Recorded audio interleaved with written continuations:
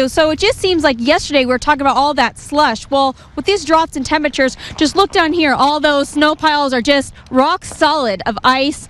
When you're looking at secondary roads and residential roads, you're looking at mostly snowy and very icy. So be very careful. Take it very slow on the roadways. But when we're talking about main roads like University Avenue and interstates, they are all clear and good to go, and you'll have no problems at all. And Becky, so the man arrested was 19-year-old Baron Jonathan Johnson. He was of Fargo, and the incident happened right here in the neighborhood behind me. I'm on 20th Street South in Moorhead, and the situation happened a little bit before midnight when a man and a woman reportedly got into an argument. Things started to turn violent. A gun was brought into the equation. The woman escaped the apartment, ran to a neighbor's house, called 911, leaving her child inside the apartment with a man supposedly with a firearm.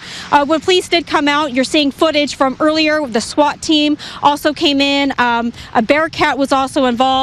All of the attendants inside his apartment were asked to leave the apartment. We reached out to Moorhead Police Department. This is what they had to say. Well, I gotta say, I always hear about Fargo, North Dakota, but mostly Fargo. I personally am on the Minnesota side. So Ashley over here from Unglued says she has something for us Minnesotans. Yes, and it's super legit. I did get trained a little bit by Wooly, and I got to say, what are the chances of me getting redshirted this year? Well, you know what? There might be a great chance of that. We've always incurred injuries and different things throughout the year. So what I have to say to you is stay sharp because you might get the call. I think it's one of my favorite Thanksgiving side dishes.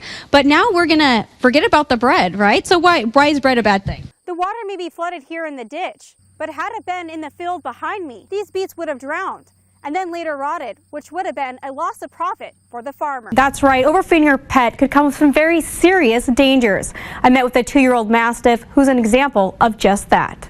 Winnie was taken in by Diamond in the Rough, a local animal rescue group, only a few months ago, and she was a little more than what the foster parents were expecting. I was stunned. I mean, I didn't even want to take her home.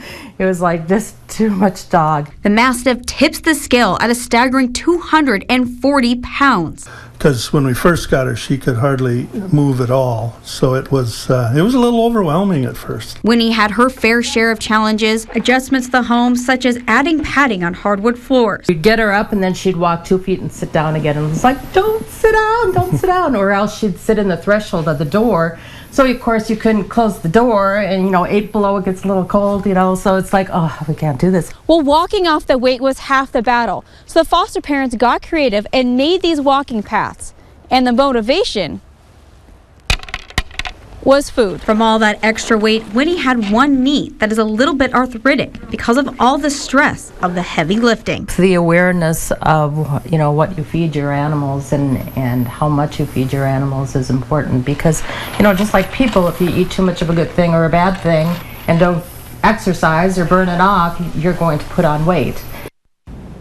Well, the average weight of a female Mastiff is between 120 to 170 pounds. And as you saw, Winnie nearly doubles that weight. Back to you guys at the desk.